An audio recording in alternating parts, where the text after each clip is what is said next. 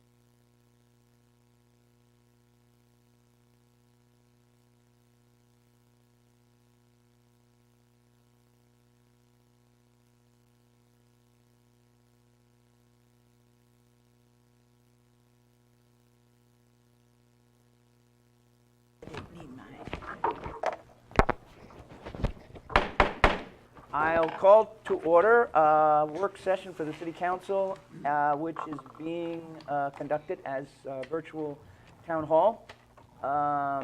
People in the Netherlands should see some of this as we present it, and I don't think we need to do anything but to call to order this evening. I will note that there are at least 2 additional emails on at our positions at the dais. A list of the projects with some additional ones that have been submitted, some other ideas at the bottom, and I'm just going to make a note that emails. I think we've cut it off in terms of receiving emails already. We're monitoring emails, so people can still email the ARPA at cityoflegrand.org. Okay. But they can live comment in the Facebook feed, and we'll pick those up. And as we get those, when we get to that point, we'll share what those have been to that point and any more that come in. I will make, thank you. So just as a repeat of that, we're still taking email input. We've been monitoring those emails coming in.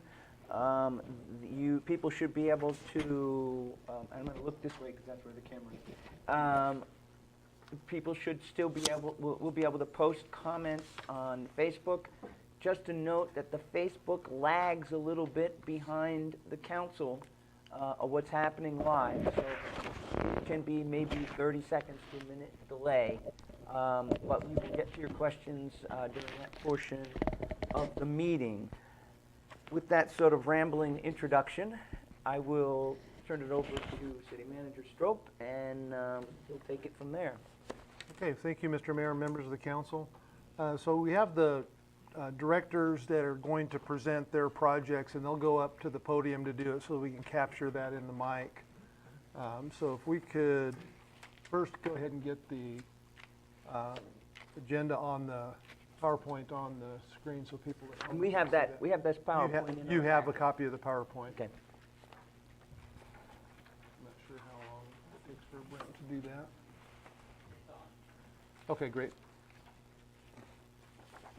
So what we're going to do this evening is I'm going to give a brief outline of ARPA funding, and then the directors will present their projects.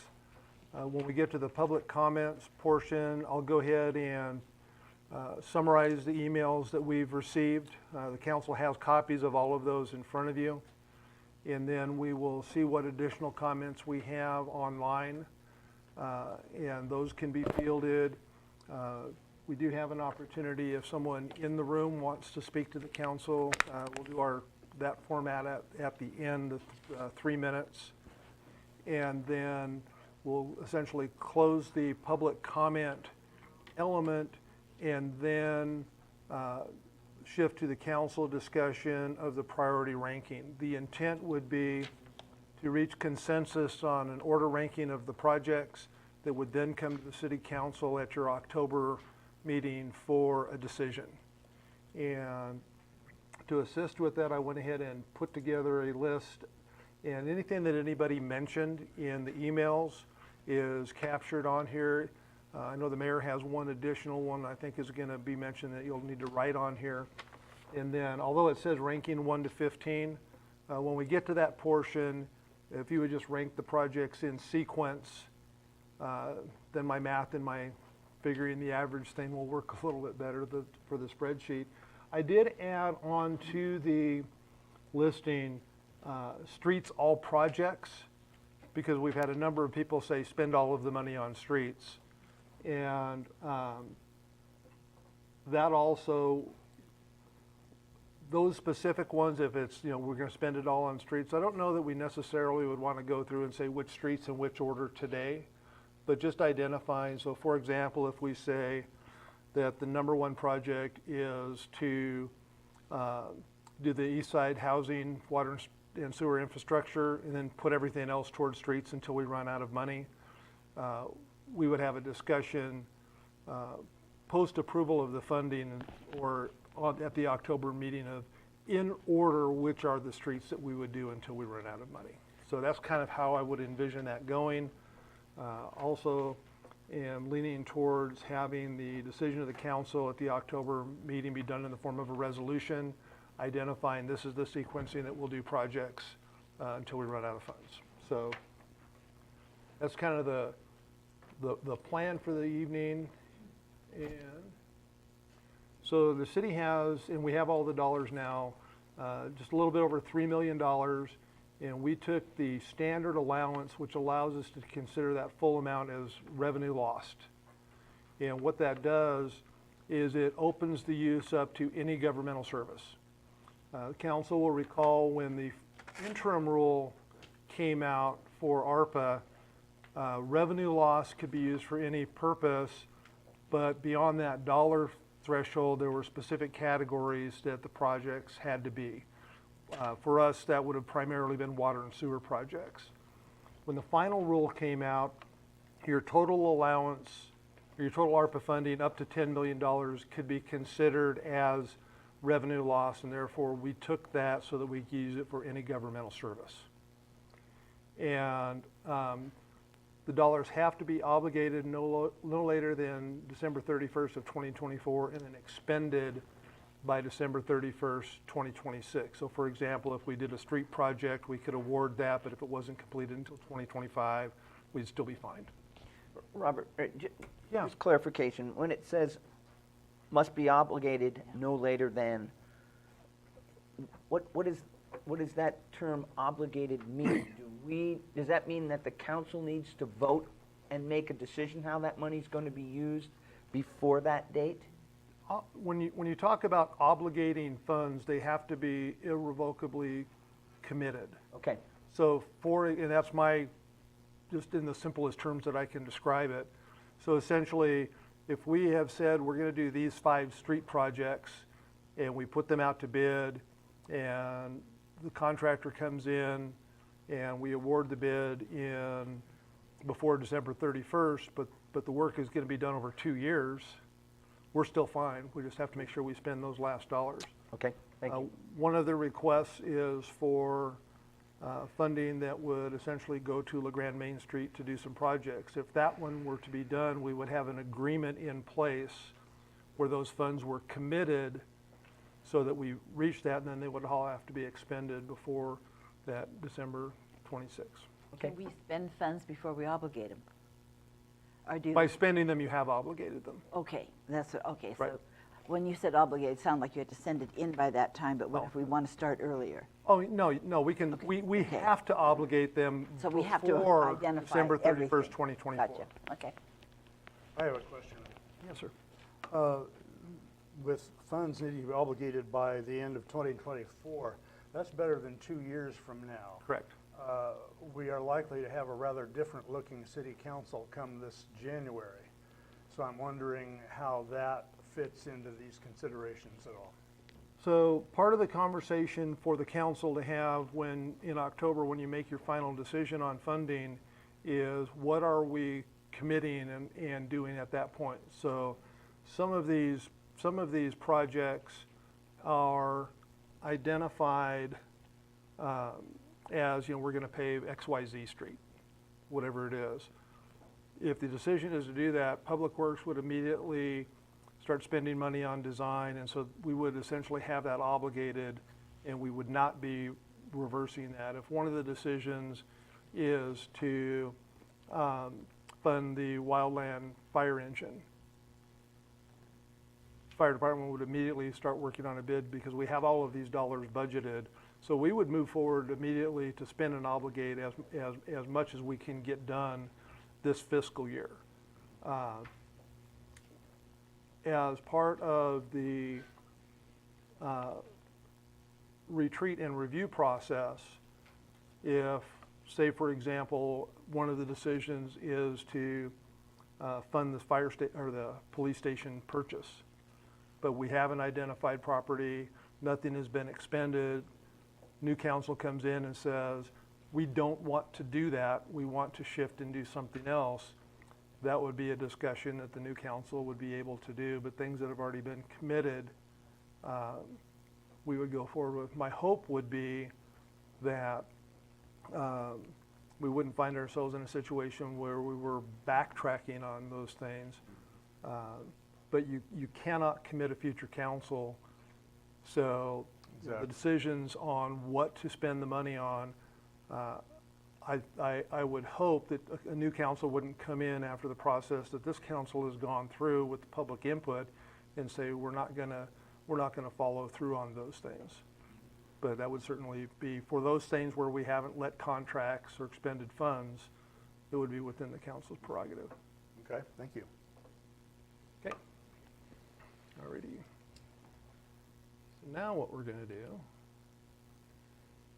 is, so what we did was we took the existing projects and then we order ranked the presentation in the sequencing that they kind of got the initial prioritization from your last work session. And so Kyle's gonna go first with streets and the east side housing infrastructure, then Chief Bell, Chief Cornford, Timothy, and then Stu. So that's the why we have, that way we're not getting them back and forth and up and down. So with that, I'll go ahead and ask Kyle to go ahead and jump up where you can hear him on the microphone, and then he'll present. All right, good evening. Close enough. Brent's not over there, so he informed me I need to be closer to the mic so you guys can hear me. So tonight we're going to start with our street projects, and just to start off, I'm pretty excited to be able to be presenting these projects because I think they address some of the largest issues that Public Works and other parts of the city are facing today. The streets projects is going to be a little different format than what we had in the previous work session. We're not going to go individually through each project. We're going to look as the street projects as a whole and why funding them and what the funding would look like and what it would accomplish. So the methodology we used when selecting the street projects that we're presenting is, first off, we focused mainly on collectors and arterials. The reasoning behind why we would do that is these projects tend to be on higher traffic streets, they cost more money, So what we usually find is we're saving multiple years just to complete one of these projects. By having a larger inflow of cash to do these larger projects, we're freeing up our annual budgets to do the smaller residential projects and try and get away from using our dollars on maintenance to keep these larger streets in usable order so that we can get to where we can actually do these larger maintenance, redoing the road surfaces. The second one is when we scope these projects, these are not scoped out to be complete rebuilds. You're not gonna see curbs, you're not gonna see storm sewers. This is to rehabilitate the driving surface back to what its original surface looked like. So to do that, there's a couple of different types of projects that we're proposing. The first would be an overlay. This is traditionally where we go and lay a new layer of asphalt over the existing layer of asphalt. This is mostly done on streets that don't have curbs or the curbs are able to accommodate the extra height. So when we design these streets, which you have to remember, we need to maintain drainage. We have cross streets, so there's a little bit more of a global design than just go throw a new layer on it. The other one is called a grind and inlay. In those are the streets where we have curbs or drainage systems that can't accommodate additional height in the asphalt. Otherwise, we cause drainage problems where maybe the storm water is flowing off into yards because we don't have enough curb to carry the water away. So on a grind and inlay, what we'll do is we'll bring in a grinder, which will grind down the driving surface, and then we'll inlay the asphalt so it maintains the same elevations, but it gets a new driving surface that will extend the life. So the overlay project, the total project cost for the street projects that we are proposing is $2.768 million. Not quite the total amount, but a good chunk of it. Next slide. So here's a slide showing the street projects. What you have on the left side is these are put in the ranking that resulted from our previous work session. So we took from the voting and reorganized the street projects based on everybody's ranking during our previous one. To show how it changed, we also have the staff rating over here on the right-hand side so that you can see where projects move to. It also shows the beginning and the end of the projects, the type of project we would propose for each of those streets, and the estimated cost for each one of those projects. All right, next slide. Here's a map of the projects. This one shows you in relation to each other where the projects are.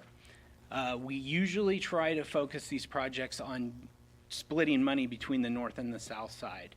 On this one, you're going to see a little bit more concentration on the south side. A lot of the arterials and collectors on the north side have been made a priority in recent years. Things like Fir, White Avenue, Spruce. Those have been some of our more recent larger projects that have been done in the past 10 years or so. So while we usually try and split it, shows a little bit of a bias toward the south side that has more collectors in need of these larger rehabilitation projects. All right, next slide. I guess we're done with streets. Do we need to do any questions or? Questions for Kyle on the streets? Yeah, I might have one. I think at our work session, I had brought up a street, misidentified it. It's, I think actually Sprain Avenue between 4th Street and Washington. You know, it's a main entryway into the downtown area, and it is in very poor condition. If I'm remembering correctly, it was considered to be a lower overall priority because it was deemed as a residential street. But with all due respect, having driven up and down it many times, I think there's 2 or 3 residences, and the majority of it is other things. So I'm wondering if that needs to be entered into the list somewhere. Okay. I do know those categorizations of residential, collector, and arterial aren't given to us as the city. They're actually assigned by the state. Okay. And they're usually according to, you know, the traffic flow over the street. In all likelihood, the numbers of the flow over that street is decades old. So that could be something that we look into in the future, and whether we enter new roads into the list is something I'll leave up to Robert. Yeah, you can go ahead and add it to the list that's in front of you as an additional street, because all the other streets are listed and then all the streets, so if you want to put that one on there, you certainly could. So you said that was Spring? Spring from 4th Street to Washington. Okay, so if everyone just, or the council would just on your sheet, just under one of the other projects, just write in spring for when we get to the kind of war gaming those. Okay. And with the addition of spring from 4th to Washington, we may be able to use all $3 million. All right, the second project we're going to present is the One east. second, I'm just checking. Oh. Anybody, any other questions? Okay, go ahead. Sorry, Kyle. Nay, no problem. The second project we're presenting is the East Side Housing, Water, and Sewer Infrastructure. Next slide. So this project would construct a primary distribution network required to bring city water and sewer to the border of future proposed housing developments. Now, to put this into perspective, the city isn't asking to fund infrastructure inside a subdivision to make it easier to develop the property. This project would fund a trunk line. So if you were going to build a subdivision, the city fully expects the developer to pay for the infrastructure within the subdivision. The problem here is this property not only needs that infrastructure, it needs $1.5 million worth of additional funds to connect it to our current system. So this is a cost that we would ask a developer to bore because the city doesn't step forward usually because we don't have the funds to construct this type of infrastructure. So this project is not to replace fund or costs that a developer should pay. It's to make it so that it levels the playing field for this property to any other property that currently borders our infrastructure. The total project cost for this one is $1.5 million. Next slide. So this map shows an outline of the area in which this new infrastructure would create the trunk line for.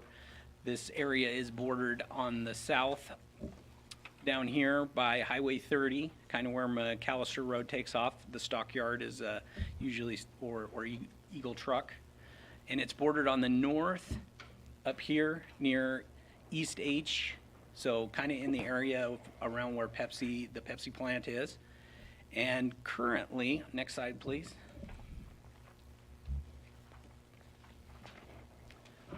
Currently, this is kind of a shot of the northern portion of the area that would give you an example of what a subdivision would look like. So if you'll click one more time, here is a shadow plat that was created years ago by the current property owner that's proposing, I think it's around 120 house subdivision.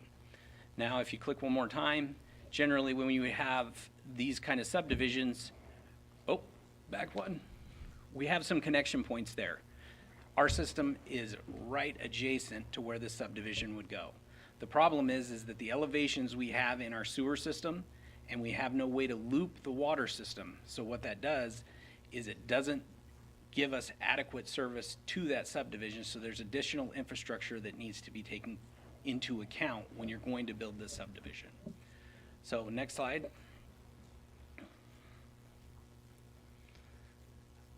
Oh, I think we pulled that one. did we pull one? We did. Okay. So Kyle, I want to go back. Robert, if you can go back, right?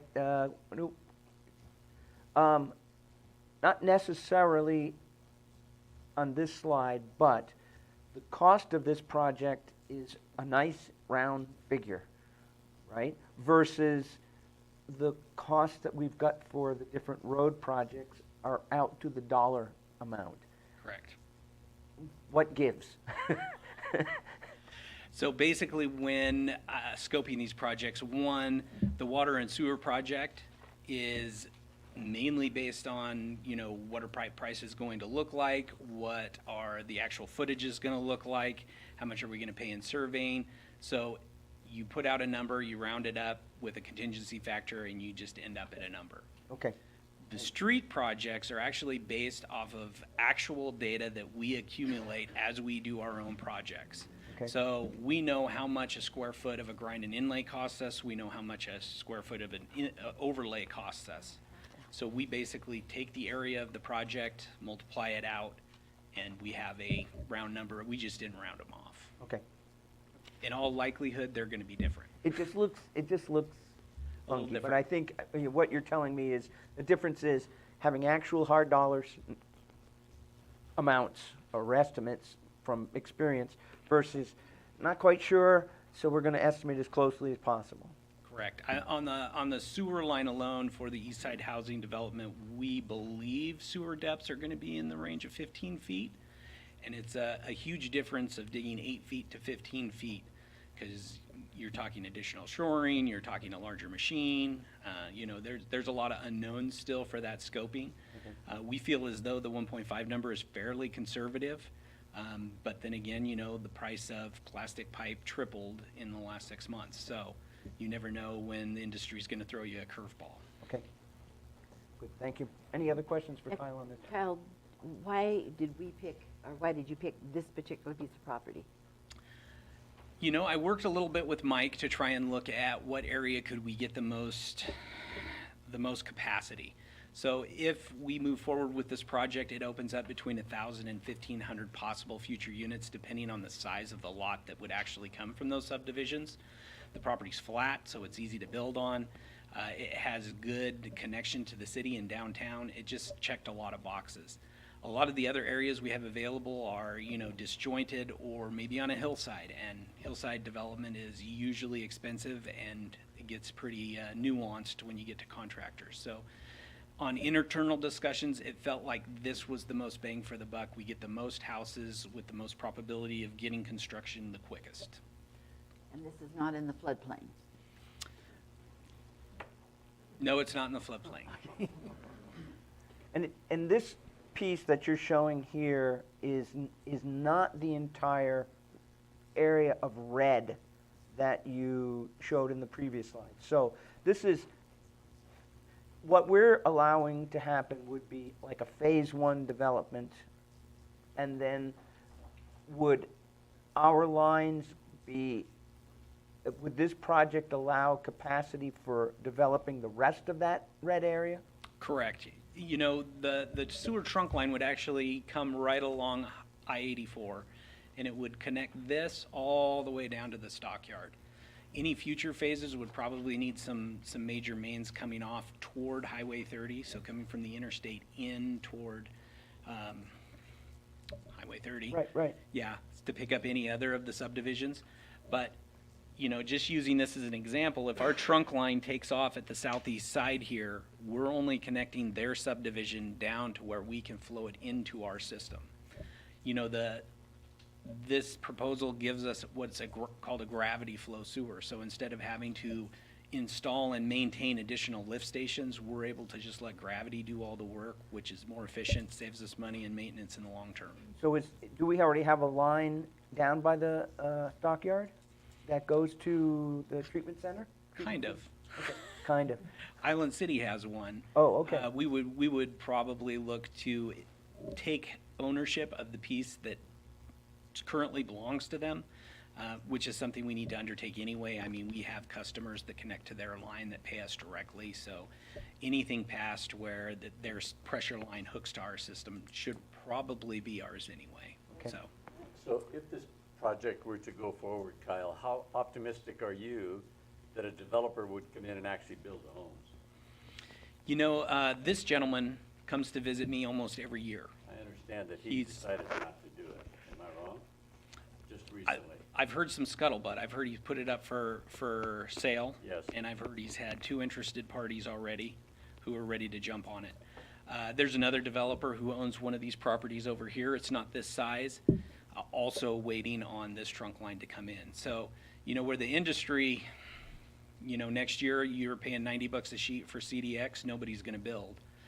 If the industry stays low and the demand's there, highly optimistic. One of the problems we have in LeGrand is developers will show up and you can find one lot to build on. You get these guys who want to do subdivisions and put up 20 houses, we have nothing for them. There's just no property to develop of that scale. Thank you. Go ahead, Gary. Yeah, I have a question. I don't know, it may be more appropriate for Robert, I'm not sure, but I mean, I certainly understand the need for more housing in this community, but if this money we're proposing to expend is benefiting not only private landowners, but a particular landowner, somehow I'm a little squeamish about about that. I don't know, Robert, are there any concerns there, or? I hear what you're saying. issue that we're looking at it is we've got a large area of developable property not in the floodplain. We have a huge housing need that's adversely impacting businesses throughout the community. And, you know, the council is currently considering a moratorium on vacation rentals in large part because of housing stock being pulled off.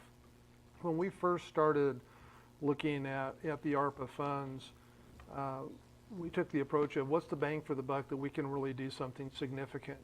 And we identified a couple of different water sewer infrastructure projects, this being one of them, and this one having the added benefit of potentially opening up hundreds of buildable lots. And the one thing that has prevented development time and again is the added cost of $1.5 million to tie into our system that has to happen for this level of development to go. And with that development will come additional property tax revenues. It will come with additional sewer connections, water connections that pay into the system. All of those things are good and beneficial. And as Kyle mentioned, it kind of levels the playing field for other development because the infrastructure is there in some of these smaller areas that you can tie into, and the developer doesn't have that added cost. They just run it through their subdivision, you know, like for example where you're currently building, you know, they just had to tie into the street and they were done. There's no tie into the street in this one. So, and you know, we don't have a specific developer that's come in with a site plan and a proposal and saying, hey, we want to do this. And so part of it is a little bit on the speculative side for us to say, you know, the field of dreams, if, you know, build it and they will come, based on the conversations that Planning and Public Works have had over the years of interest in developing this property. I think it's, you know, quite frankly, I think this is the single best project in the stack simply because of the benefits to the critical housing shortage that we have. The speculative aspect of it is a little troublesome too. Well, I am convinced that this is going to develop. And the sooner we get the infrastructure in, the faster that is going to happen. It's going to, I think it would be a really long time before someone actually has the dollars to be able to put the $1.5 million in to make these connections to be able to develop that property. Okay, thank you. Is it possible to develop part of it and not all of it at one now? Well, That would still give you a big subdivision to come in, but not. well, the infrastructure that we're proposing makes all of that footprint developable. has But you to all have be to, you done? have to get it from the bottom to the top. Okay. So you wouldn't be able to develop, you wouldn't be able to put like a first phase of stuff at the bottom and develop that. You really have to develop from the top down. And as Kyle mentioned, you know, as that with these lines in there, the other segments could develop independently of what's going on here. They would just have to tie in to the water line, sewer line, and they could develop, you know, he mentioned the one that's a little bit farther over to the left towards you. Someone could come in down at the bottom of that, but you know, we would have the water and sewer lines in place that would allow development in that entire red circle that he showed. Is there, during the development phase of this, we'll say we put this new line in, during the development stage, is there a fee for tapping into that main line that we have? Yes. So we would, in a sense, we would recuperate some of the cost Yeah, I mean, of building this out. correct. That's kind of how the model is built, is that, you know, when we present the infrastructure, every time a house is constructed, whether it be through our current system or whether we switch to even, you know, words are escaping me System right now. development charge. That's what I'm thinking, system development charge. Basically, those are basically paybacks on our development over the infrastructure that we're putting in. So the money would flow back over time to help fund future capital development projects. So making sure I understand that piece, we put 1.5 million into something like this. Over time, we would recuperate that, plus we would have enterprise fund, plus we would have tax revenues going into general fund. Yes. Right. But I do understand Gary's concern too, because that's kind of like the technology park. I Right. mean, in some ways. I think the biggest difference is the technology park is stated in a floodplain currently. Well, true. And we did not have a substantial active demand for buildable commercial lots when that decision was made. But for the public thinking of this. No, yeah. no, I totally get I understand what that. you're saying, but I'm thinking Oh, yeah. the public. Yeah, I totally kinda get that disagree, part. because this is bringing new houses that we need. I mean, that is a huge thing that our city needs right now. Well, I didn't- Streets we need, houses we need, infrastructure is a big thing to keep growing the community. So, I mean, right now, no one can ever do this, and we have the money to do it, why wouldn't we do it? No, You I'm know, not because we're disagreeing opening with it you. up. I'm just saying I wanted the public to realize that there is the difference. And without asking that question, they wouldn't have known. Well, and my concern stems probably more from, we're using a substantial amount of public funds to benefit one private landowner. Yeah, and I would disagree with that because there are multiple owners down the corridor that would benefit from this infrastructure. Okay. It's not like you have a single owner that owns that entire thing and we're just putting the water and sewer in only for them. Because Kyle mentioned two different property owners just in what's on the screen. So, and I appreciate the conversation and discussion and good questions. I would really like to focus on the rest of these reports. We've got time for discussion later on, so keep your thoughts in mind, and let's move on. Thank you, Kyle. Thank you very much. Yes. Good evening, Mr. Mayor and councilors. The project that I'm going to speak with you about is land acquisition for the future construction or development of a new police station. This is a well-established capital need that we've been talking about for well over a decade. And the project really is an opportunity for us to memorialize these unanticipated funds in a way that the benefit would be felt within the community for many years to come. The funding would secure property for a new police station as a first step, much like the model that we used when we acquired property prior to building our fire station 20 years ago. Currently, there is not an established plan or a timeline for funding or construction of the police station. This would just be for land acquisition as a first step, kind of get the ball rolling, if you will. Based on current construction costs and the size and scope of the project, we estimate the city would need $3 to $5 million to complete the project. That's after the land would be acquired. Potential project funding options include a voter-approved bond measure, urban renewal dollars, a lease purchase agreement, and/or grants. The total project cost for ARPA funds, the ask is $650,000. Questions for Chief? Yeah, I have a Yes. question. Yes, sir. Let's see, the $650,000 for land, without identifying any land that may be of interest, do you have some pieces of land that are of interest to you? We do. I don't really want to say anything you about don't wanna say. those now. Right. The $650,000, Gary, is an estimate of, we believe we could accomplish this goal with that. I don't like to do my business by hope, but the hope would be that we could accomplish this spending less money than that, and then that money then would be available, as the city manager has identified, to fulfill some of the goals identified by these other projects. Without, I want to respect your position of not identifying Sure. specific locations. $650,000 seems like a lot of money for a piece of land. How big do you think you need for a new police station? Yeah, so the estimates that we have done, understanding this has not been with professional consultation, is that we need a police department to provide for all of our functions now and into the future in the neighborhood of 13,500 square feet for the building itself. Okay. We would want to make sure that we have adequate parking and space for security around the building.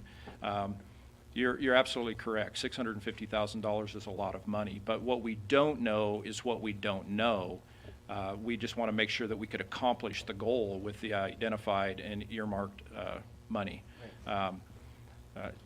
You know, I don't really want to say a whole lot more about specific places that we think or we have identified that we think would be viable. I'm committed to the idea and have listened to the current council and previous, councils, and I really am committed to the idea that we should have our police department downtown. I think that it would benefit our community in many, many ways. If, let's say, you were able to purchase land for, let's say, $450,000, could the additional $200,000 then be applied to other steps in the project, or would that have to go back to something else? Those dollars could be used, so for example, if we were to acquire property, as you described, for $400,000, I think the next thing that we would want to do, because we would then be committed to that, is go ahead and move forward with funding some design work so that we could get that resolved and spend that using these dollars. I think that would be the next piece that we would do. I don't think it would be appropriate to use those dollars to do to pay for like a bond effort organization. That's something that the sheriff's office was looking at for a public safety facility, is dollars for a consultant to do that sort of work. I think that we would want to use the dollars either to do design work or to divert it to another priority project that we identify from the ARPA list. I believe that the police station has to be done. There's no doubt in my mind. I mean, the facility you have now just doesn't work. Why couldn't we proceed through urban renewal for the purchase of that? I'd rather see it go that way than through this money, which is a one-time shot. And we could do that. Special project, we've done other things through urban renewal more than that, like the infrastructure for crying out loud out of the business park. So I appreciate the recognizing the need, John. Yeah. The specific question about, why we couldn't use urban renewal funds, I think is better posed to the city manager and the urban renewal agency. It should be to the urban renewal agency. Yeah. So, yeah, and I think it could be done. So I'd rather see you go that route than with this $3 million, that's all. I don't know. I don't think you can use urban renewal funds for, government buildings. I may be wrong about that, but We'd always talked think about it's doing been the police done. station. it can be done. Yeah, I think so. I think, legally. we'd have to look at our urban renewal plan. I don't want to get too far into those weeds, but I think it's a reasonable conversation to have, John, with the agency. And we could certainly roll that into the conversation that we're going to have at a work session in the coming weeks about the future of urban renewal. Okay, any other questions for Chief Bell? Thank you.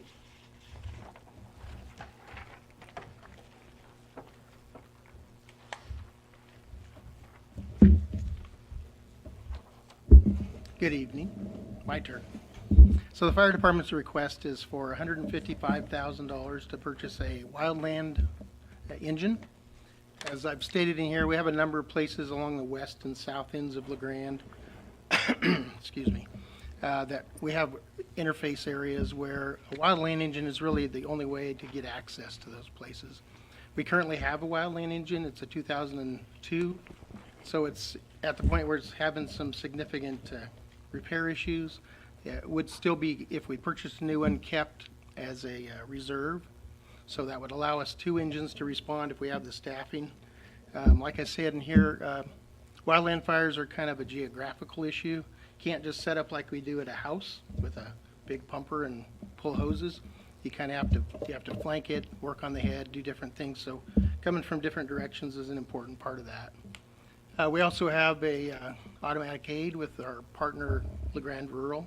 So they have annexed a portion of Morgan Lake Road. So if they got called up there, we would be asked to help with that. So additional engines would help. And then the last thing I have on here is quite often we get asked for response to a conflagration. The governor enacts the Conflagration Act. They ask for resources from other areas to come and assist with that.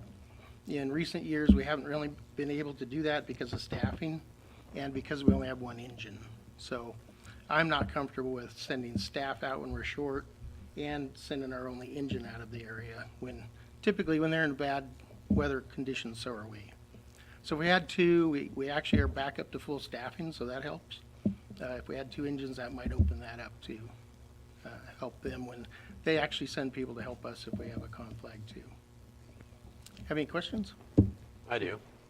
So with your engine you have now to this new one that you would want to purchase, how much more capability? I mean, can you carry more people, more? Yeah, we haven't decided if we would buy a Type 6 or a Type 3, that we would put a committee together and talk about that. Okay. But at a minimum, it would have a crew cab, so it would allow us at least 4 with gear. The current one is an extra cab, so really it's only 2 people with gear. And our current is a Type 6, so it has a smaller pump, smaller engine or tank. So a Type 3 would help us with a little more capacity that way. So with that, you would give a better chance to put out the fires. Yeah, you're going to have a better capacity. Good. Chief, if we could use some of these resources for state requests, is that money that comes back into the city? Yes. Anytime we go on a conflagration, we get paid for vehicles and personnel from the time they leave, time they return through the state fire marshal office. Other questions? Can you lease one of these? I would assume you can. I haven't looked into a lease purchase or what it would take, but, you know. Interesting, though, when you're talking about getting money back in, if you go out of the area, might pay for a lease. I don't know. I don't know what that revenue is.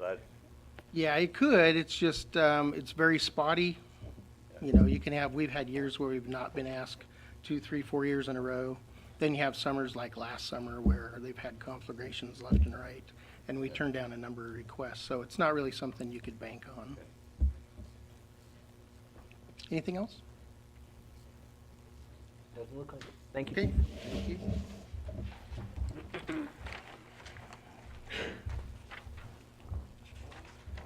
So, good evening. So we have actually 2 requests from Economic Development Department. The first one is funding to support the LeGrand Main Street program as they move forward with implementing the 2017 Main Street report that was done. That report was done, as the name says, in 2017. We had a staff transition shortly after that. We've gone through COVID. The current board has looked at that plan, formally adopted that plan as our work plan.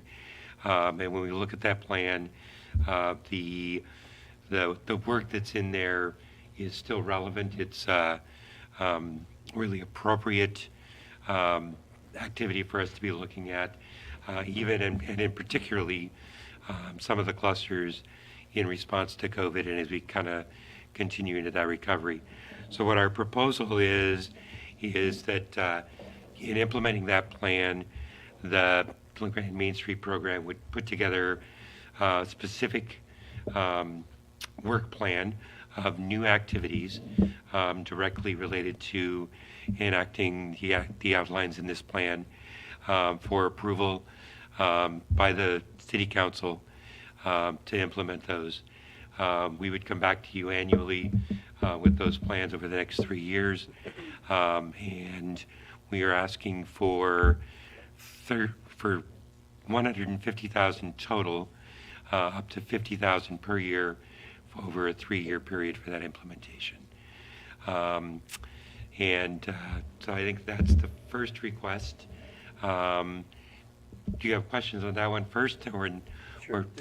Okay. Will we see the initial plan before we make this decision? Sure. I believe the original plan was included in your packet during our first presentation, but certainly I can make sure that the council does see a copy of that plan, as well as the proposed plan for implementation, the work plan that's being proposed to be implemented based on that. I had a similar question to Councilor Bozar's.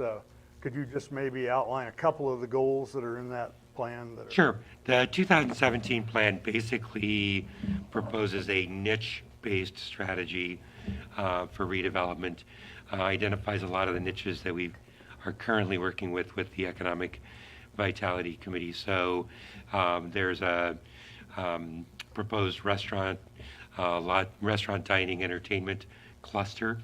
That particular cluster makes a lot of sense, obviously, because it's still kind of reeling from some of the impacts of COVID. A potential work plan that LeGrand Main Street might put together there might include a new food and beverage related event, such as a Taste of LeGrand or a restaurant week event.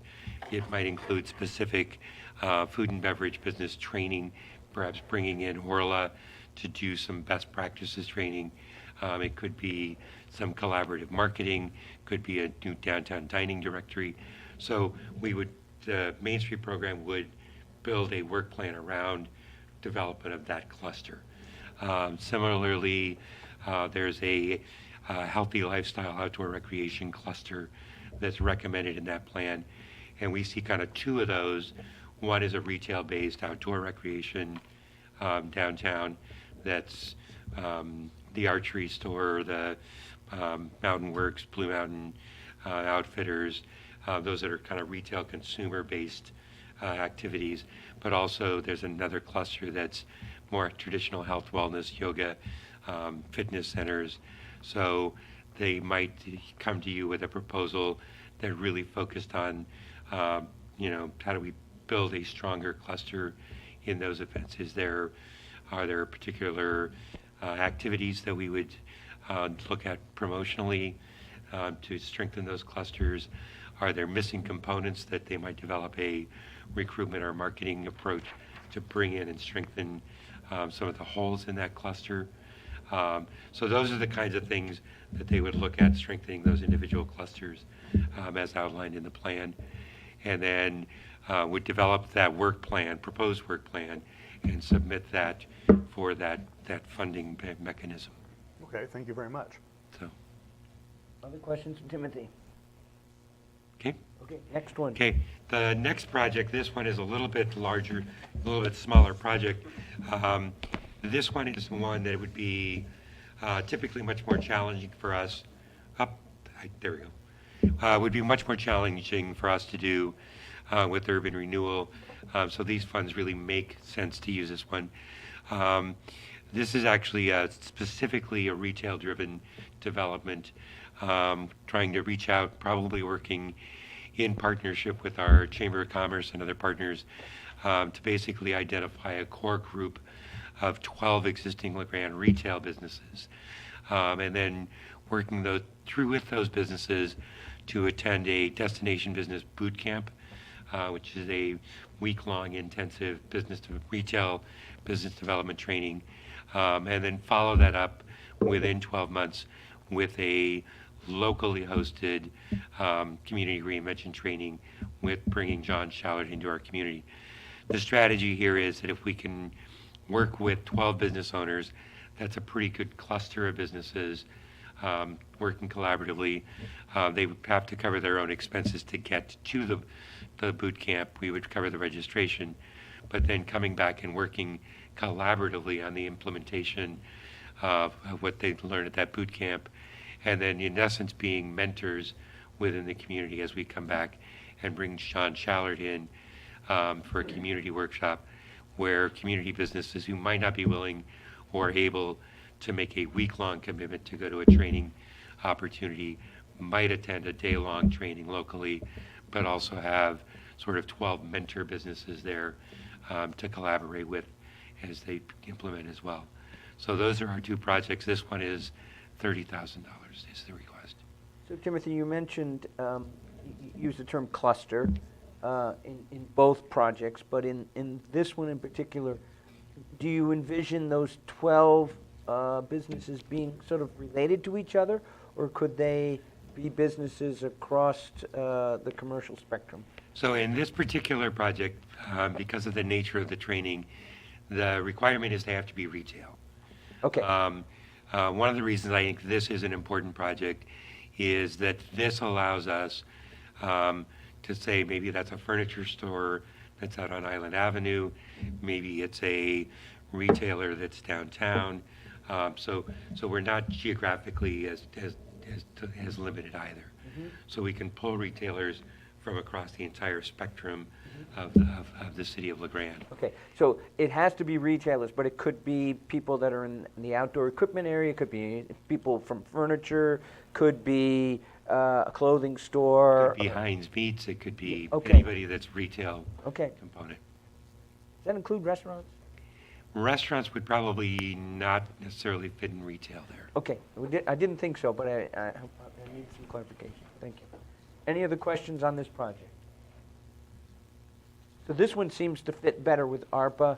The other one to me seems to be something that urban renewal might be able to lay into a little bit too. So maybe that's part of that long-term urban renewal district discussion that we have. Yeah, I know we talked at the last meeting, at the initial presentation, a little bit about that. And I think the 50,000 a year for that implementation is a stretch under the current guidelines Okay. for urban renewal. Okay, The ARPA funds certainly, I think, made more sense at this timeline. okay.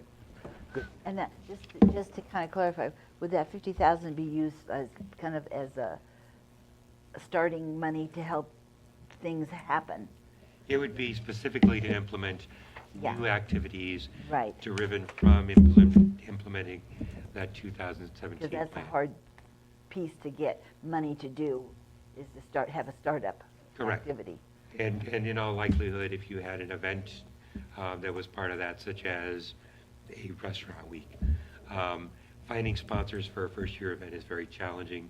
That could be seed money that started that event, and much easier to find sponsors to sponsor a successful event the second year.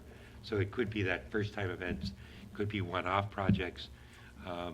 Again, a lot of that would be developed and outlined by the Main Street Board and presented to council for approval at that point.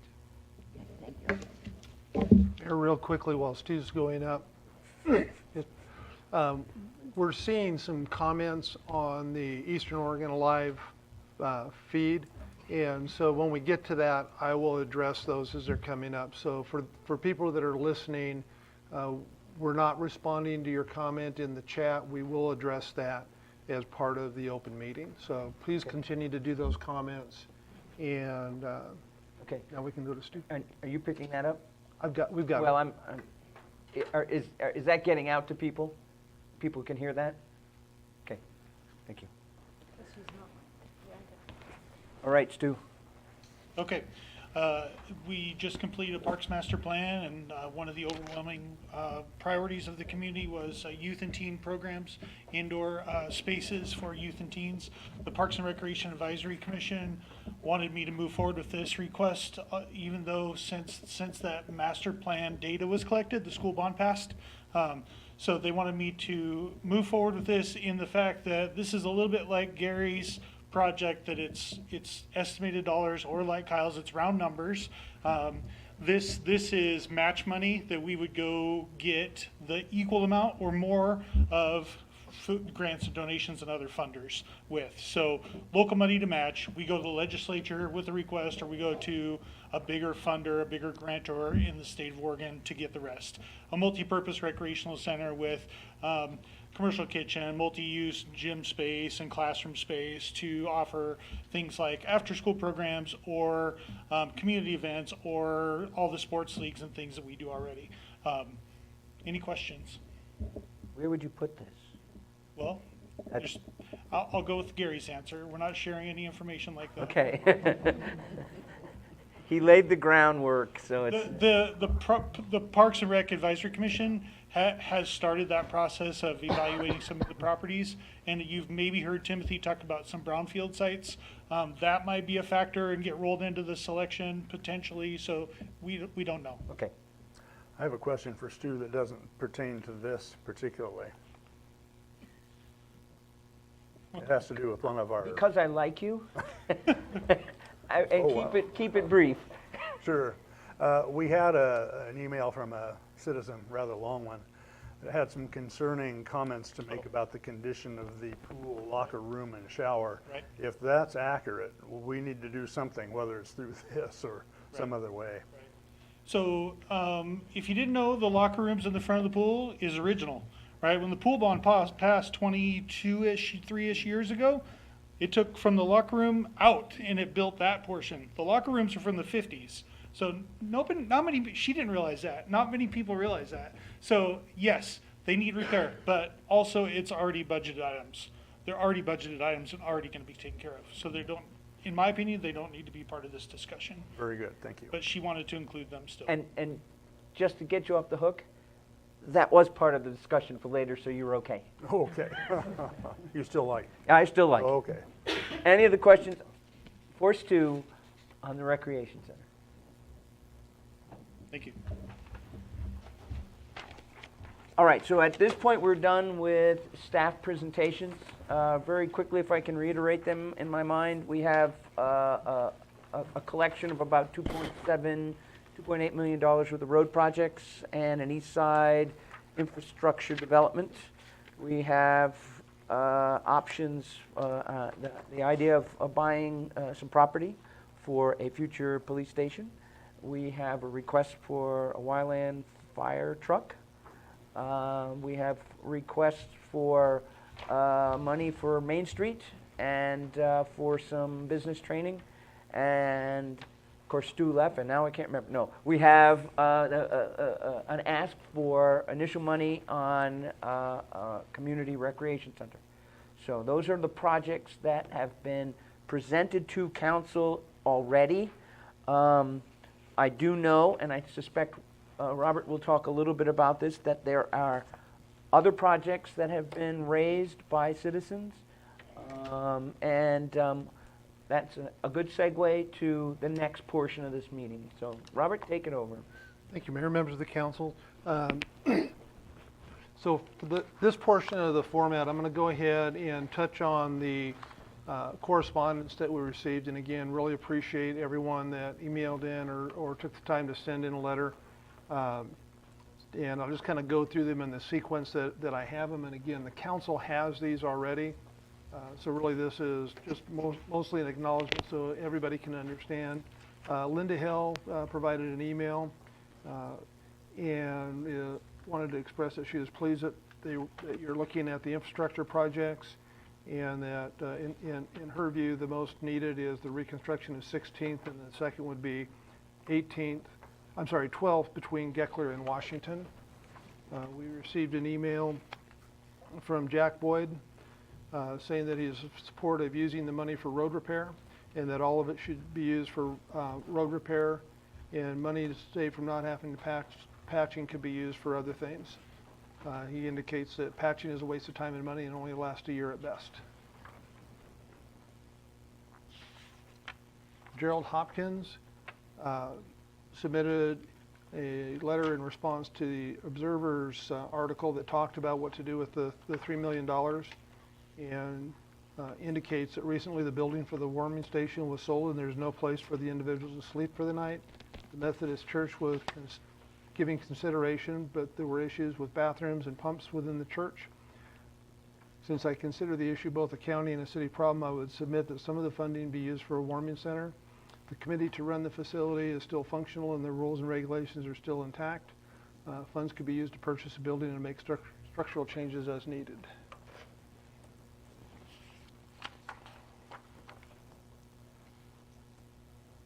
Got an email from Alan Evans. I urge the council to use all of the ARPA funding to fix streets. This is the only use that will bet everyone in town. I like this part, developing a Christmas wish list from all the department heads is nice, but that approach is taken the funds that will be spread across too many smaller projects, effectively meaning none of them will be well funded. $3 million will not fix every street, but will make a major impact. Michael Rosenbaum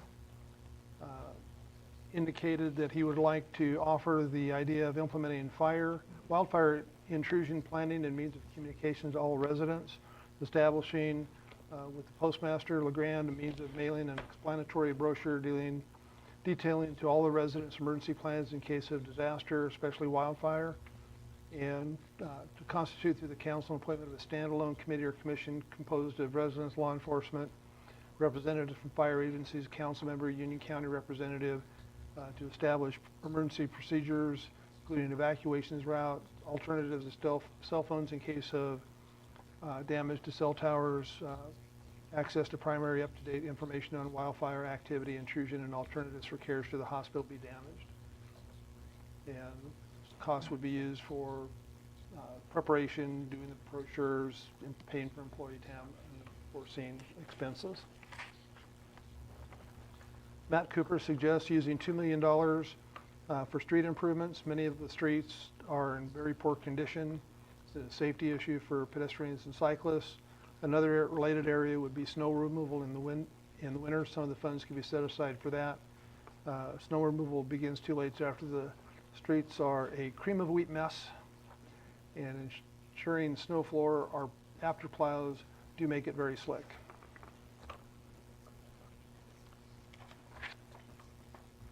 Michael Gregory advocates for the renovation of 16th Street.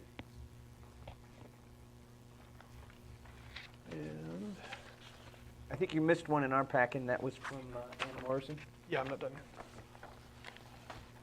yet. I have mine in a different sequencing. Ann Morrison advocates using the money to address the locker room that Stu talked to, which is already an item that's budgeted and planned.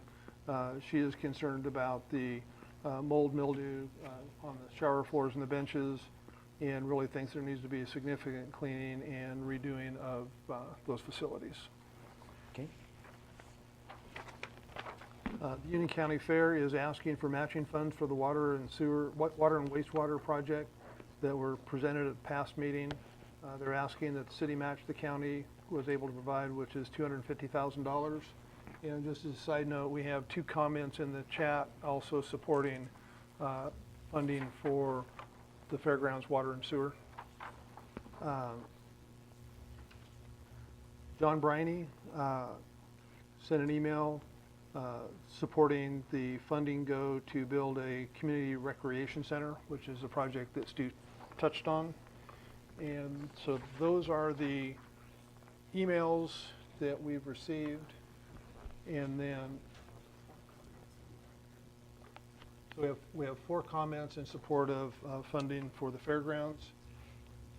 Another chat comment was support doing 16th and 18th Street. There was a comment about not having enough staffing to do the conflag missions that the fire chief mentioned during his portion, and he actually addressed that now that we're back up to fully staffed, we may be able to do that, but that he does not do those unless we do have adequate staffing here. The question was why not ask for funding for a new ambulance, and that was not proposed by the fire department. We are on a recurring plan where we are funding ambulance replacements on a cycle, just as the police department does. Question as to whether or not the water and sewer would actually help solve the housing problem, and I think that was covered pretty well during Kyle's discussion and the discussion that the council had in terms of whether or not that water and sewer infrastructure actually would make a difference for the housing. And they also made a comment similar to what Mayor Pro Tem Lillard mentioned about whether or not it would be benefiting an individual developer or not. And I think we addressed that also as part of the conversation.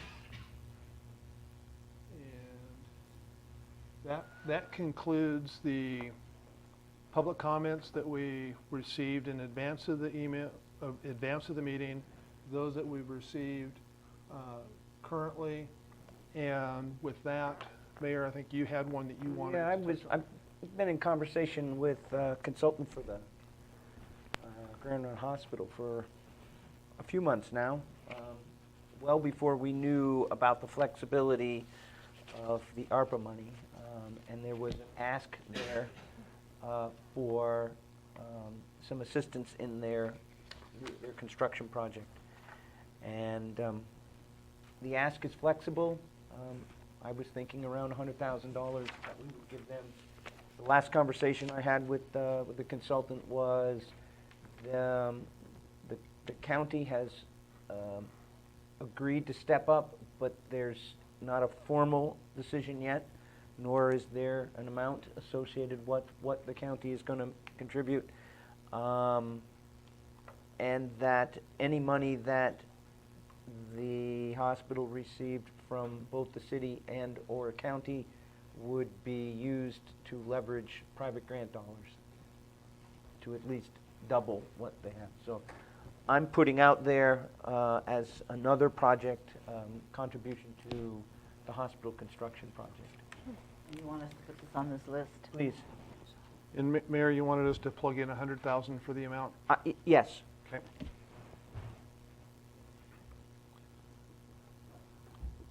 So we have received a couple more for a total of 8 in support of fairgrounds, just so you're aware of that. One of the things that I don't know the answer to, maybe someone that is on the comment line may know the answer to, is whether or not there's been a decision yet on the state funding that the fairgrounds has asked for. So I'm just setting that out there in case somebody knows that. So unless there's any other questions of the mayor regarding that, I think this would be the time where if there's anybody in the audience that wants to provide public comments, we do that, and then we can transition to the next piece. So I see 3 people in the back that are not city staff. And if any of you would like to provide comments in person, you're welcome to come to the dais and do so at this point. Okay. Okay. I think there's a form there, but so all we need you to give us is your name. My name is Betty Hughes.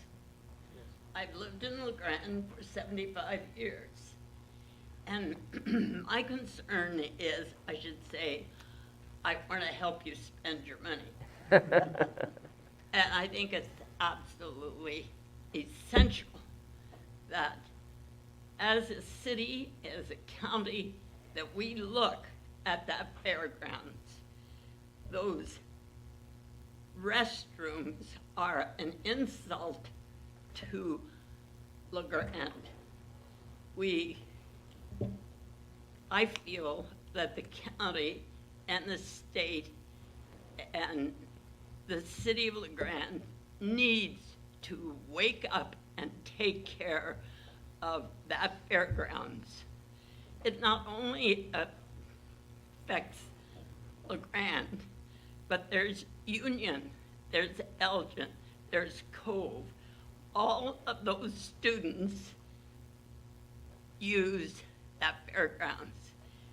And what was it, 3 weeks ago, there was a big ceremony. It's used, the fairgrounds is used almost every month with outside help. And we've got to take care of that fairgrounds. You know, it doesn't need $1 million, but it does need a lot of help. And that is why I'm here to help you spend your money. Thank you. Do we need her to, do we need Betty to sign the form? Okay, thank you. Thank you. You're welcome. You know, that raised a question I'd like to pose to Robert. Certainly. Isn't it true, Robert, that the other communities in our county have also received some ARPA funds? Or is that not correct? I know that the county has, and I believe that the cities have. I couldn't tell you the extent of what they've received. Because I thought Betty made a good point about the fact that it's not just LeGrand or the county, it's the communities within the county and the valley that use that. If we were to do something like improve those restrooms or whatever, it seems reasonable to me that it shouldn't all fall on LeGrand, but maybe a collaborative project between LeGrand and the other communities, if they have the funds to do that. Just a comment. All right. Anybody else? Okay, I'm trying, the Chief Bell is playing with me here, so I like that. We're good. At this point, it's up for us to have a conversation. It is. So before you do, just for housekeeping purposes, my suggestion is on your ARPA sheet, I don't think snow removal should be something that the council should dedicate ARPA dollars to.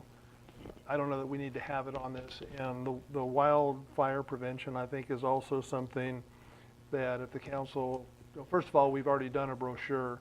I think that's something that we can deal with other funding than ARPA. So I would suggest that we add, which we've already done, the Spring Street and the hospital. The hospital shown at 100,000. Remove the snow removal, remove the fire prevention, which would give us a total of 22 projects. Should we So also when you remove get, the pool locker maintenance? Yeah. oh, I'd already lined that one out, I apologize. Thank you, yeah, and also the pool locker maintenance, so that gives us 22. So when you get to the point where you're comfortable with kind of doing the order ranking, then you'll go 1 through 22. But you don't have a price for the warming station, We don't. so. So I would suggest that you can have that conversation as part of what you're doing now.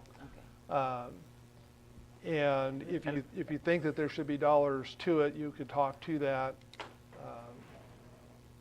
The conversation that you're about to have may kind of frame the discussion to where you're focused on certain things at the exclusion of others.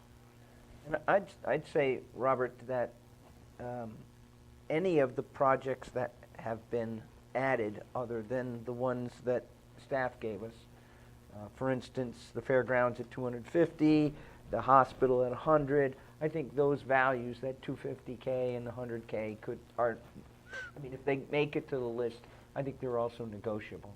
Okay. Can I make a suggestion? I count 21 because one of the items is streets all projects, which I assume is just a sum of the other listed streets, or are we including others within that? No, that's a good point. So I would We're say, considering that if you do 22 as a separate line item.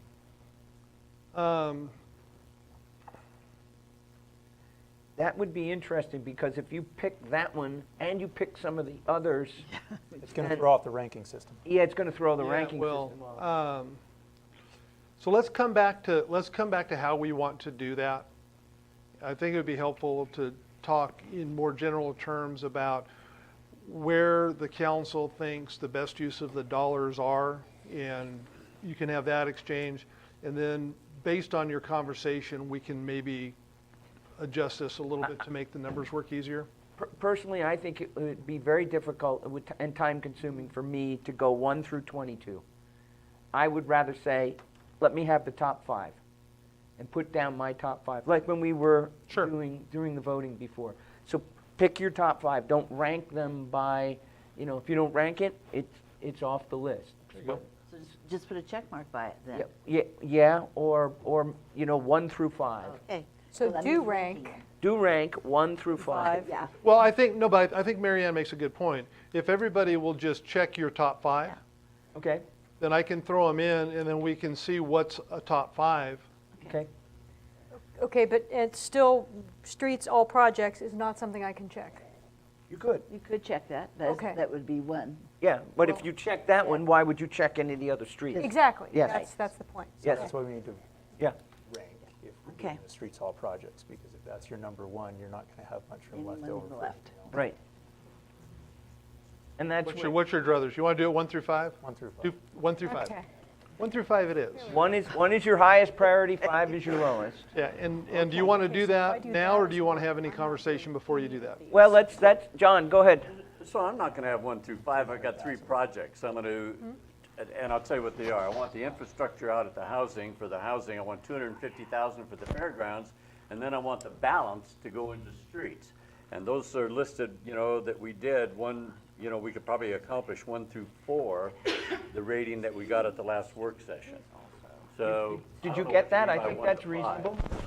I got what John said, yes. Okay. Anybody else in discussion, or you just want to rank? Well, I'm ready to rank. Okay, go ahead and rank. Yeah, John, on yours, just put the 1, 2, 3 in that order and hit the streets for your third priority. And then that'll work for me, because I can then make some math work. I'll just put balance. How's that? That's fine.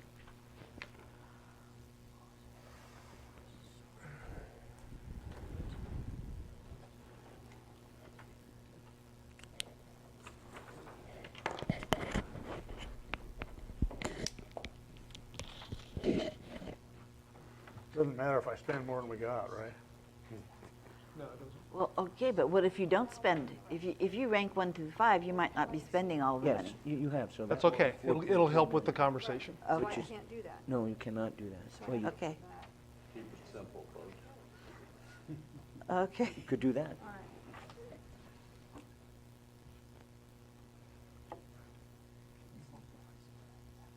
So, just so you know, in the chat, in response to the question about status of fairgrounds funding, it's a $2.8 million project. They have secured 1.6 million, which is 1.2 million from the legislative allocations, $75,000 from private, and $250,000 from the county. So that leaves them, if my math is any good, about 1.2 million short. What? 1.2 million left. And I think they still have a request before the legislature in emergency session. So there's still another request pending, but their current status is they're 1.2 million short. Okay. Got mine ranked. Okay. Do you want these? I do. I'll just keep grabbing. Except I put a 6 on too, because that's the extra money. You. 5.2. Interesting.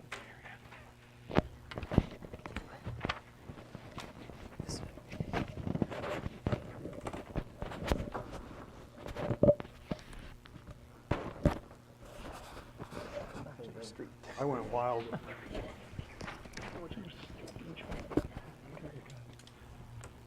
Come here. All right, I need a prioritization. Street 16 goes first. We should be playing the Jeopardy countdowns on it. I know, right? I don't know which ones are worse, and I don't even know whether to put Willow in there. That was just one that I know.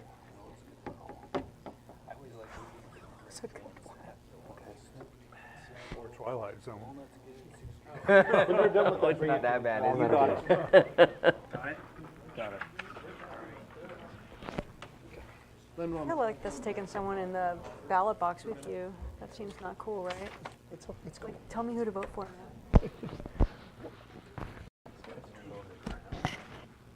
Okay. Mayor, do you want to take like a 5-minute break if anybody needs it? That'd be a good idea. He's not listening to me. That's okay. The city manager is, Talk about it later. Yeah. Can we do a 5-minute break, Steve? What's that? Can we do a 5-minute break? Okay, we're gonna, while Robert is doing that, we're gonna adjourn for 5 minutes. It'll turn to 10, but we'll be back, let's say 7:30. Okay, so Bennett, if you can put us on mute, and we'll be back in 10 minutes or so.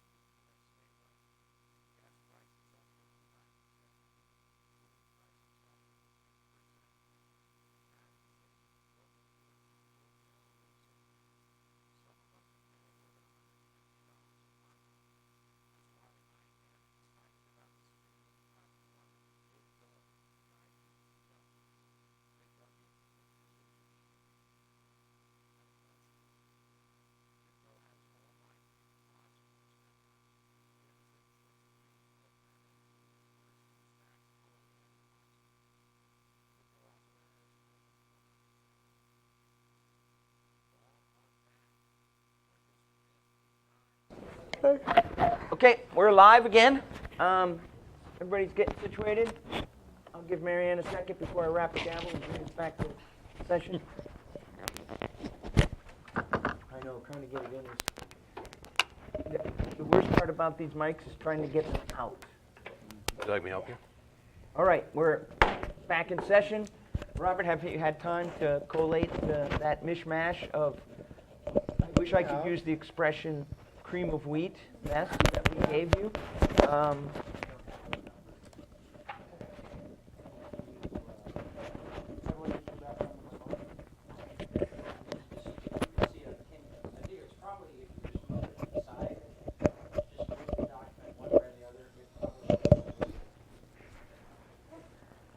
Ah, there we go. Magic. Now, I can't do anything with it, but, okay. All right. So, I don't know how I can see it on the screen, but the problem is I can't It's too big. Can't you do it down at the bottom? No, down the bottom, bottom. on the bottom right, left, Robert, there should be a zoom To and, the right. yes, bottom right, thank you. Yeah. There you go, right there. That one. Yeah, but the issue is it's not on my computer, so I'm trying to see it from across the way.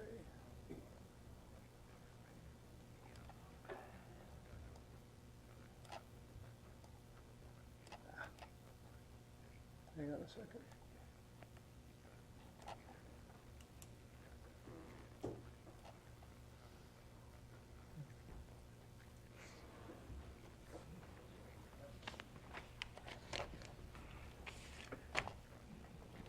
So as you're doing this, I'm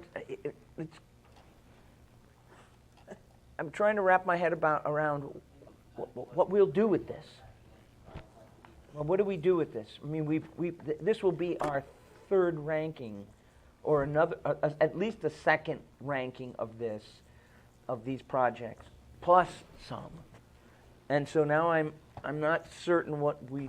I know what I need I to do. think it depends on how much we come out with, what is the amount that most of us ranked in our 5. Right. And then from there you can kind of, Which ranking has been if we all rank the same things, or, It would be beautiful. wouldn't it? I know we probably didn't, but it would be nice. Right. Okay, I apologize. Finally figured out what I was screwing up. Okay.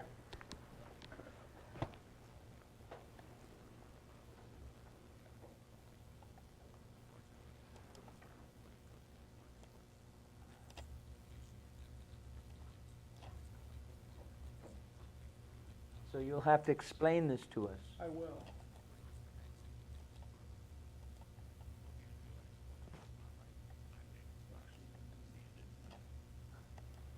I can't see it though. Yeah, I'm going to get you there. Oh, okay.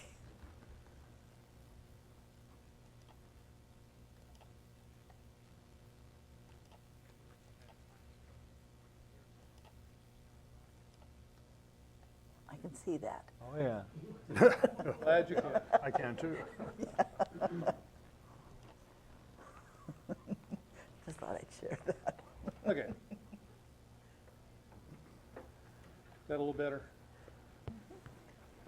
So essentially, what this is depicting, and I'm going to go ahead and hide this middle.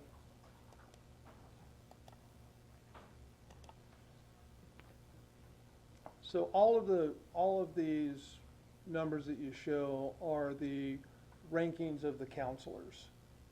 Okay. So for example, because I used the average in order to be able to get them all above the cut line, or of the discussion line rather.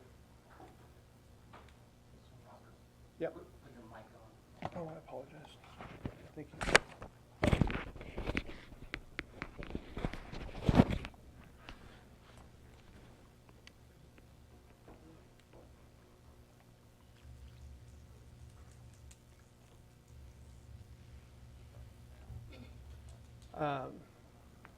So I'll just kind of identify what this shows is 2 of 7 indicated funding for the hospital. 5 of 7 listed the housing project is either their first or second priority. 2 did not list it as a priority. 4 of you specifically identified 16th Street. 1 person identified the police station acquisition. 4 of you identified funding for all streets, or the balance of your funding to the streets. 1 of you ranked the retail development. 4 of you indicated funding for the fairgrounds, water and sewer. And then 1 of you indicated funding for the warming station. 1 of you indicated funding for the revitalization plan. All of the other rankings were for streets except for 1 vote for, or indication for the wildland fire. So I think from this it's fair to say that funding for streets at some level is a high priority, and the question is at what level? And so my suggestion is I'm going to go, and also I think it's pretty clear that funding for the East Side water sewer is clearly a priority for the majority of the council. So what I'm going to do is I'm going to go in and just highlight in yellow those 2.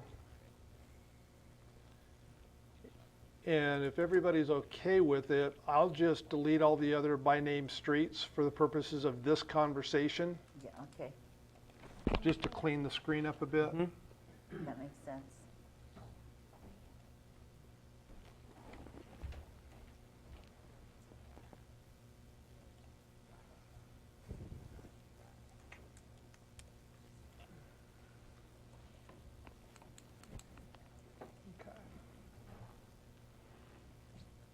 So So what do we do with this? Well, I'm going to to me, help you with that a little. Let's have a conversation. Let's because I can see that the fairgrounds come in with the 4 of us. Is that correct? In the top 5? Yes. Okay. Well, I could certainly speak to streets if we want to have a discussion. Well, I think, At this point, I'm going to open up the dais to anything relative to these projects, either the ranking or individual projects or whatnot. So Gary, Marianne, Do you want to go first? I was going to say, I think that we should include the fairgrounds, because that the 4 of us had said they ranked them in the top 5. And I know for a fact, I've been getting a lot of calls from people about the fairgrounds. But So, streets. then the rest of it going to streets, as far as I'm concerned. Well, and the thing about streets, and I probably mentioned this before, not only did we have quite a number of our citizens comment on it this evening, but at a recent Community Connection Senior Council meeting, I had brought up our ARPA hearings. Many of the people there had indicated their preference that we work on streets, and probably more important than anything, during my 20-year tenure on the council, year by year, I have had more comments from people about fix our lousy streets than anything else, easily more than anything else. There have been a couple other things that held the King of the Hill title briefly when we were talking about medical marijuana and then the warming station, but overall, streets have been the big item. If we really are going to follow what citizens have asked for, what they're asking for now, and what they have asked for over the last 20 years, we got to get these streets fixed. Here, here. Well, I agree with you, but you know, well, this is just my own opinion. I drove those main streets. Those aren't the streets that are bad. The side streets are the ones that are just absolutely terrible, especially on the north side. I mean, there are potholes all over the place. Oh yeah, there's a lot of streets that need. I know, but I meant big ones. Yeah. And I know it's really, you go down there and you have to really weave through it. well, you know, speaking to putting the money toward all the streets, as Gary is Yeah. alluding to, and I think Nicole is as well. Remember that what that does is it frees up annual money to get to some of those smaller Right. projects. But how much and how soon would that happen? $2.7 million is, I'm ballparking this, Kyle, so, that's maybe 5 years of annual money. I think we have $500,000 a year to do stuff with. So, we would have 5 years of local streets Right. to do stuff with.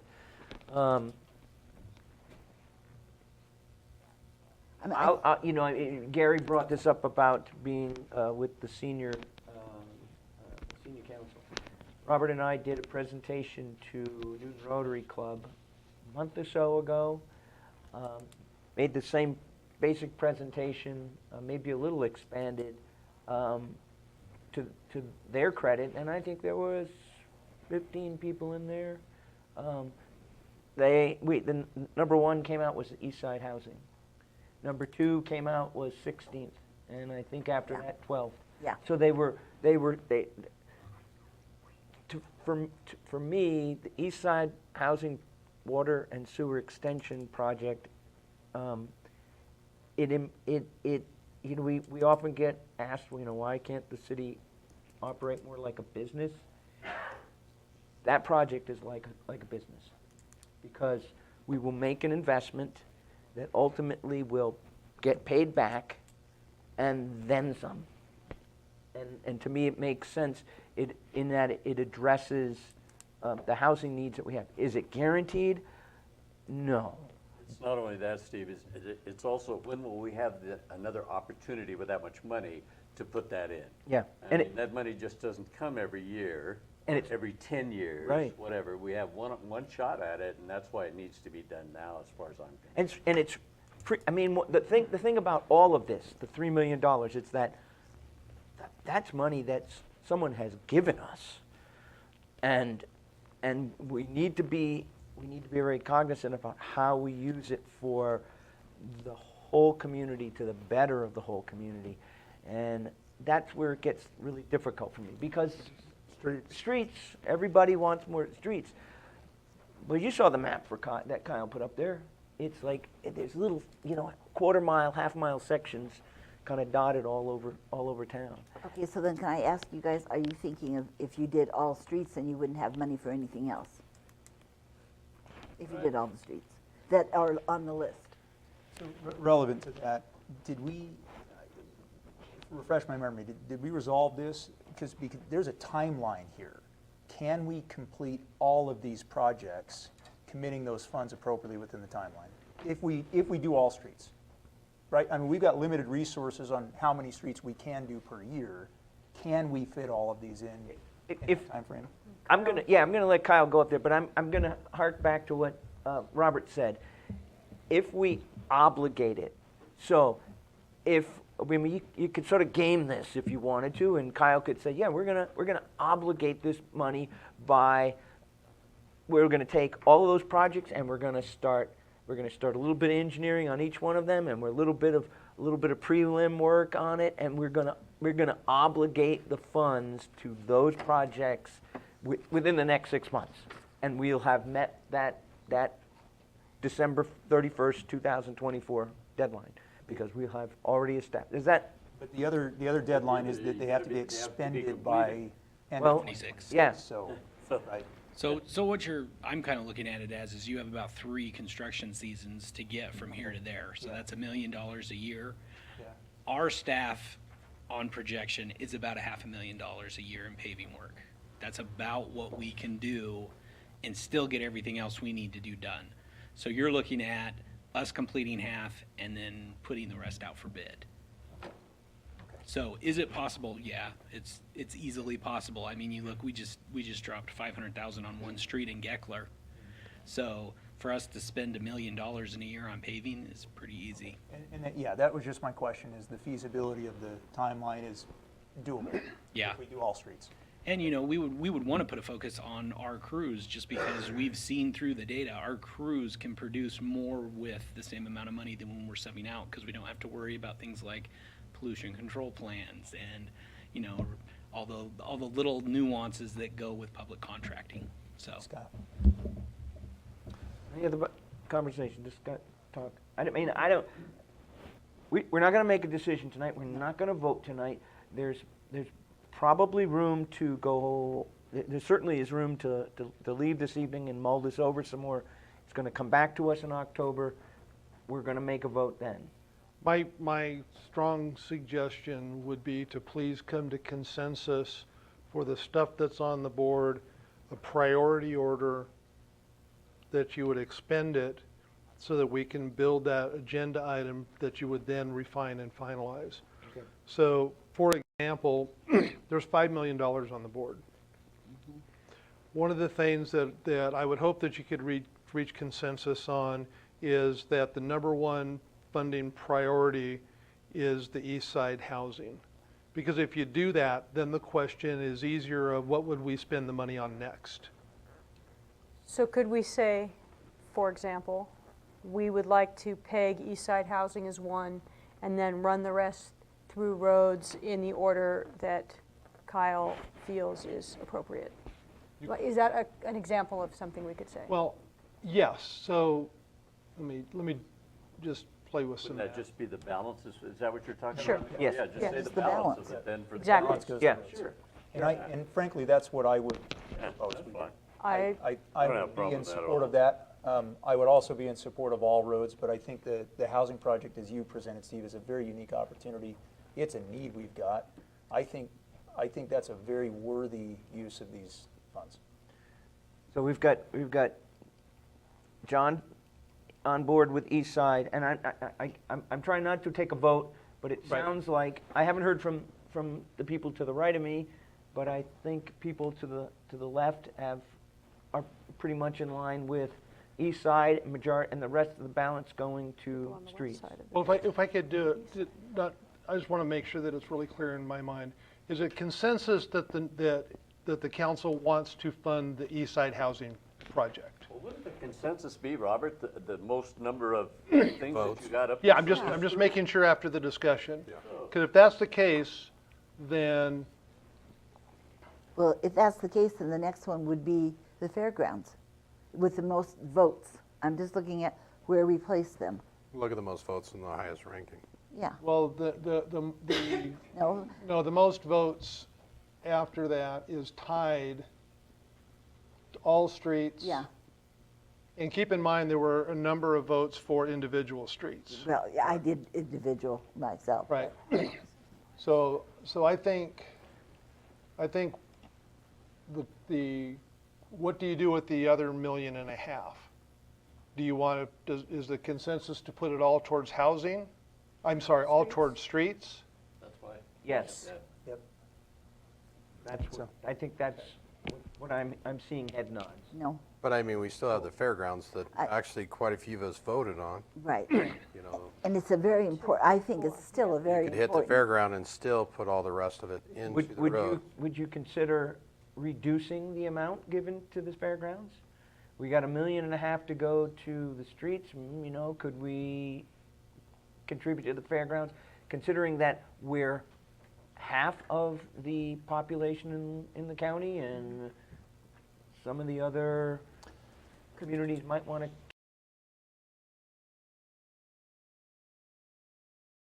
County is still $1 million short, even after we give them $250,000.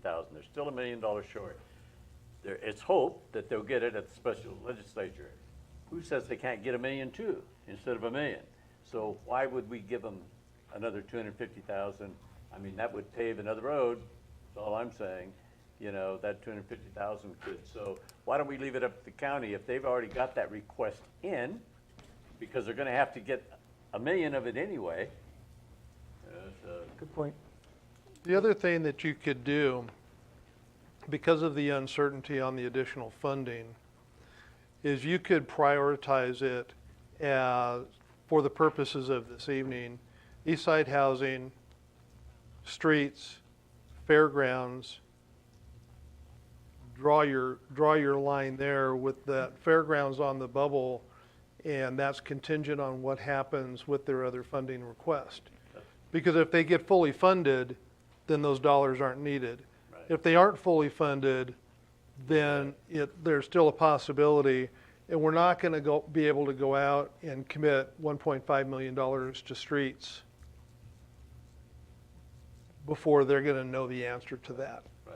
I think I can live with that because I think the fairgrounds need to be on that list so to some degree. Okay, so to repeat what Robert said, East Side infrastructure balanced to streets and fairground.